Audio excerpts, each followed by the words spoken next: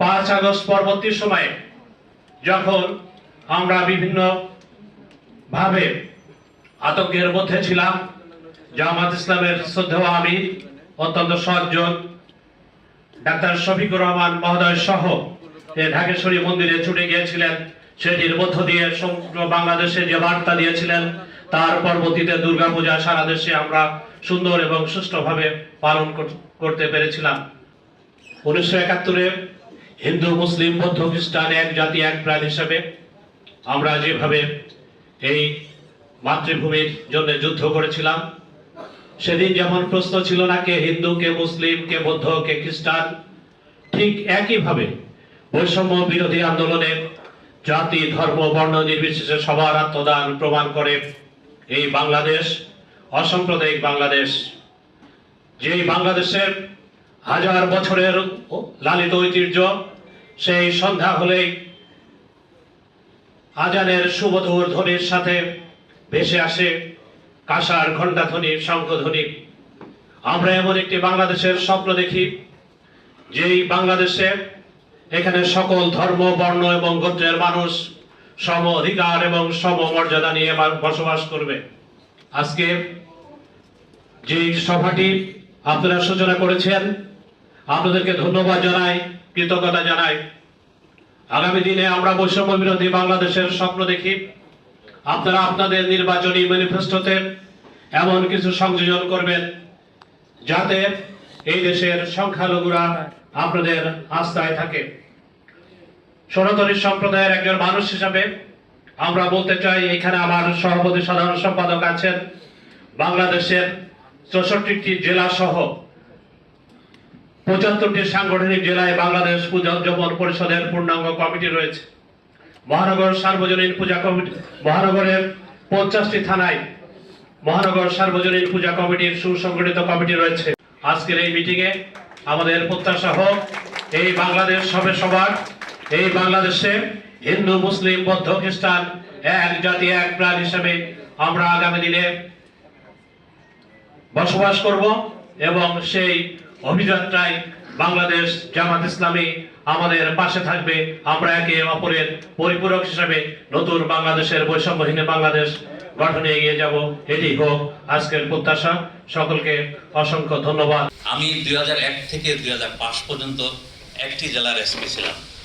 কেন আমি এই জোট সরকার আমলে এত বছর এক জেলার এসপি ছিলাম এবং সেখানে একজন জামাতের সহকারী সেক্রেটারি জেনারেল ছিলেন, যিনি আমাকে কখনোই কোনো তদবির চাকরির জন্য বা কোনো বদলি পোস্টের জন্য তদবির করেন নাই।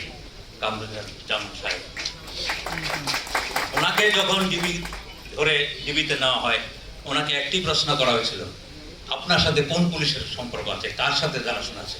তখন উনি আমার নামকে বলেছিলেন। এটাই হয়েছিল আমার জীবনের বড় কাল। ওনার মতো খুব ভালো লোক আমি খুব কম দেখেছি ওই একটি জেলায়। ওই যেহেতু জোট সরকার আমলে আমি একটি জেলায় 5 বছর এসপি করেছি, ওইটাই ছিল আমার কাল। তো আজকে আমি এই কথাগুলো বলছি, সুযোগ পেয়েছি, সুযোগ ছিল না। তা আমি আবারও ধন্যবাদ বাংলাদেশ জামাত ইসলামীকে আমাদের ভিন্ন ধর্মাবলম্বী নিয়ে এই অনুষ্ঠান করার জন্য। এখানে যারা উপস্থিত সবাইকে ধন্যবাদ, সবাইকে আমার সালাম, শুভেচ্ছা ও প্রণাম নেবেন। সবাইকে ধন্যবাদ। বাংলাদেশ পূজা উদযাপন পরিষদের লক্ষ লক্ষ নেতাকর্মী, বাংলাদেশের 3 কোটি সনাতনী সম্প্রদায়ের পক্ষ থেকে আপনাদের প্রতি কৃতজ্ঞতা জানাচ্ছি। আজকের এই সুযোগে আমি কৃতজ্ঞতা জানাতে চাই 5ই আগস্টের অভ্যুত্থানের পরে মহাতারাম আমিরে জামাত বাংলাদেশের সনাতনী সম্প্রদায়ের প্রতি একাত্মতা ঘোষণা করার জন্য জাতীয় ঢাকেশ্বরী মন্দিরে উপস্থিত হয়েছিলেন। সেদিন আমরা সাহস পেয়েছিলাম, আশ্বাস পেয়েছিলাম। আমরা লক্ষ্য করেছি 5 তারিখের পরে 8 তারিখ পর্যন্ত কোনো সরকার ছিল না, কিন্তু আমি আজকে কৃতজ্ঞতা জানাতে চাই অন্যান্য রাজনৈতিক দলের নেতাকর্মীদের মতো জামাত ইসলামী বাংলাদেশের নেতাকর্মীরা আমাদের সম্প্রদায়ের লোকদের রক্ষা করার জন্য, আমাদের ধর্মীয় প্রতিষ্ঠান রক্ষা করার জন্য আত্মনিয়োগ করেছিলেন। আমি আজকের দিনে সেজন্য কৃতজ্ঞতা জানাই। আপনারা জানেন, ঠিক পরপরই আমাদের সামনে জন্মাষ্টমী এবং দুর্গাপূজা এসে যায়। আমি গর্বের সাথে বলতে চাই, বাংলাদেশের স্বাধীনতার পর থেকে 2024 সাল পর্যন্ত প্রত্যেক বছর দুর্গাপূজায় দুর্ঘটনা হয়েছে, কিন্তু 24 সালের দুর্গাপূজায় সবচেয়ে কম ঘটনা হয়েছে। সেখানে জামাত ইসলামীর নেতাকর্মীদের ভূমিকা ছিল।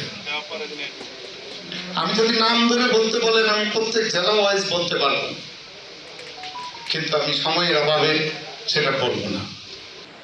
আমি যখন এখানে দাঁড়িয়ে বক্তব্য রাখছি, সারা বাংলাদেশের সনাতনী সম্প্রদায়ের মানুষ এটা শুনছে। আমি সেজন্যই সারা বাংলাদেশের সনাতনী সম্প্রদায়ের মানুষের চাওয়া পাওয়ার কথা আপনার সামনে তুলে ধরতে চাই। কারণ আপনি যদি জানতে পারেন আমাদের চাওয়া পাওয়া, তাহলে আপনারা সেভাবে ভবিষ্যতের জন্য পরিকল্পনা করতে পারবেন। আমি আজকের দিনে আপনার প্রতি কৃতজ্ঞতা জানাতে চাই। যখন পঞ্চগড়ে নৌকাডুবি হয়ে আমাদের শতাধিক লোক মারা যায়, প্রত্যেকটি পরিবারের সেদিন দায়িত্ব নিয়েছিল জামাত ইসলামী বাংলাদেশ। আমি কৃতজ্ঞতা জানাতে চাই, এই এক মাস আগে আমার বরগুনা একটা মেয়ের বাবাকে হত্যা করা হয়েছে, সেই পরিবারের দায়িত্ব নিয়েছেন জামাত ইসলামী বাংলাদেশ। আমি বাংলাদেশের এরকম অনেক উদাহরণ দেওয়া যাবে। এই পূজার সময় আমি বলবো, দুর্গাপূজার সময় আপনাদের নেতৃবৃন্দ আমাদের প্রত্যেকটি পূজা মণ্ডপে পাহারা দিয়েছে। এই সুযোগে আপনার কাছে আমি একটা আবেদন রাখতে চাই।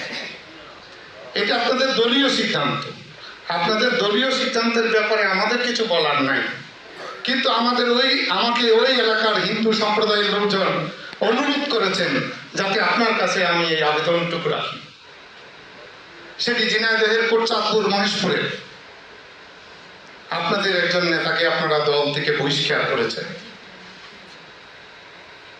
কিন্তু আমার হিন্দু সম্প্রদায়ের লোকদের কাছে তিনি অতি আপনজন।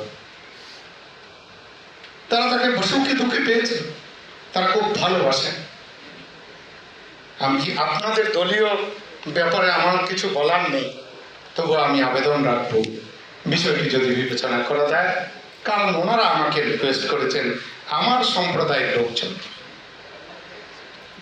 এগুলো বলার অর্থ হচ্ছে আপনারা আমাদের পাশে থাকবেন, আছেন, ছিলেন।